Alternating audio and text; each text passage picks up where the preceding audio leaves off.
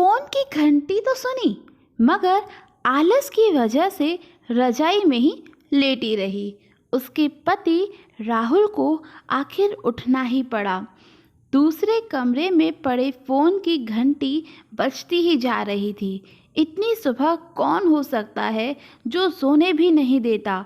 इसी चिड़चिड़ाहट में उसने फ़ोन उठाया। हेलो, कौन? तभी दूसरी तरफ से आवाज़ सुन सारी नींद खुल गई। नमस्ते पापा, बेटा बहुत दिनों से तुम्हें मिले नहीं हैं, सो हम दोनों 11 बजे की गाड़ी से आ रहे हैं। दोपहर का खाना साथ में खाकर हम 8 बजे की गाड़ी में वापस लौट जाएंगे। ठीक है? हाँ पापा, मैं स्टेशन पर आपको लेने आ जाऊंगा। फ़ोन रखकर वापस अपने कमरे में आकर उसने रचना को बताया कि मम्मी पापा 11 बजे की गाड़ी से आ रहे हैं और दोपहर का खाना साथ ही खाएंगे।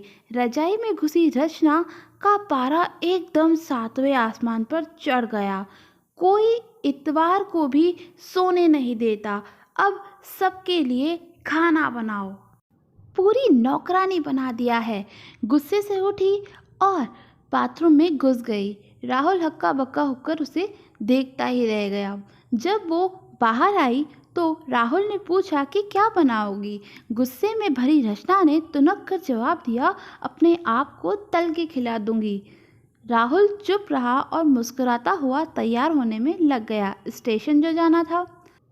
थोड़ी देर बाद वो गुस्सैल रचना को बोलकर वो मम्मी पापा को लेने स्टेशन जा रहा है, वो घर से निकल गया। रचना गुस्से में बड़बड़ाते हुए खाना बना रही थी। दाल सब्जी में नमक मसाले ठीक हैं या नहीं, इसकी परवाह किए बिना ही बस करछी चलाए जा रही थी। कच्चा पक्का खाना बनाकर बेमन से पराठे तलने लगी, तो कोई कच्चा तो कोई जला हुआ। आखिर उसने सब कुछ ख़त्म किया, नहाने चली गई। नहा के निकली और तैयार होके सोफे पर बैठ मैगज़ीन के पन्ने पलटने लगी।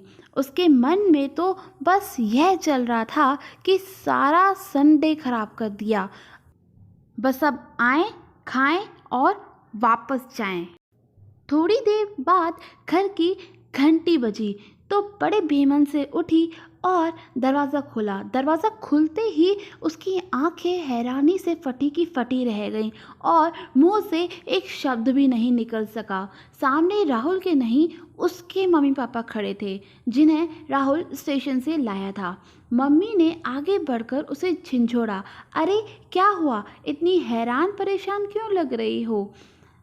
क्या राहुल ने बताया नहीं कि हम आ रहे हैं? जैसे मानो रचना की नींद टूटी हो। नहीं मम्मी, इन्होंने तो बताया था, पर चलो आप अंदर आओ। राहुल तो अपनी मुस्कुराहट रोक ही नहीं पा रहा था।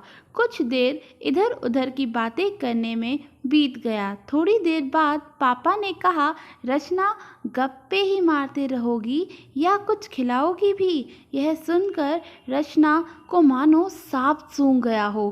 क्या करती? बेचारी को अपने हाथों से बनाए अधपके और जले हुए खाने को ही परोसना पड़ा।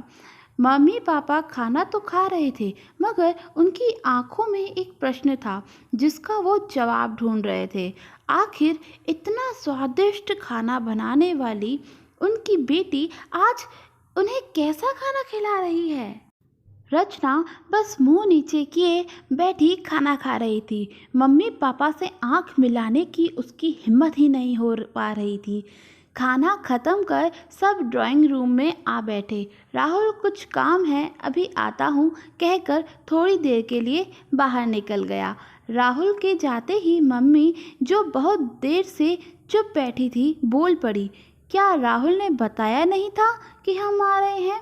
तो अचानक रचना के मुंह से निकल गया, उन्होंने सिर्फ यह कहा था कि मम्मी पापा लंच पर आ रहे हैं। मैं समझी कि उसके मम्मी पापा आ रहे हैं। फिर क्या था? रचना की मम्मी को समझते देर नहीं लगी कि क्या मामला है। बहुत दुखी मन से उन्होंने रचना को समझाया, बेटी हम हो या उसके मम्मी पापा, तुम्हें तो बराबर का सम्मान करना चाहिए। मम्मी पापा क्या कोई भी घर में आए तो खुशी खुशी अपनी हैसियत के मुताबिक उसकी सेवा करो। बेटी, जितना किसी को तुम सम्मान दोगी उतना ही तुम्हें प्यार और इज्जत मिलेगी। जैसे राहुल हमारी इज्जत करता है उसी तरह तुम्हें भी उसके माता पिता और संबंधियों की इज्जत करनी चाहिए। रिश्ता कोई भी हो, हमारा या उसका, कभी फर्क नहीं करना चाहिए। रचना की आंखों में आंसू आ गए और अपने को शर्मिंदा महसूस कर उसने मम्मी पापा को वचन दिया कि आज के बाद फिर ऐसा कभी नहीं होगा। दोस्तों, आशा करती हूँ आपको आज की कहानी पसंद आई होगी, और अगर पसंद आई हो तो मेरे चैनल को सब्सक्राइब करना मत भूलिएगा। Thank you for watching.